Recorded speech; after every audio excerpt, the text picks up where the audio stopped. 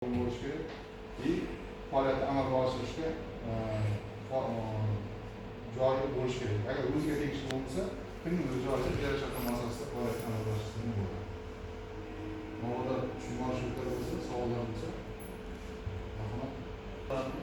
Siz bankdan olayotgan kreditlaringizni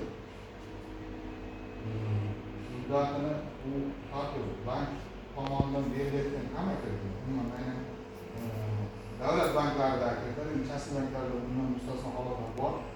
Siz olgan kreditingizni xohlagan paytda to'lash huquqingiz bor. Bu degani misol uchun oldingiz 5 yilga 10 kunda yopib tashladi. Imkoniyat bor. 9 soatdan joy qayerdandir pulingiz qaytib keldi, qayerdandir bo'lmayotgan pulingiz keldi.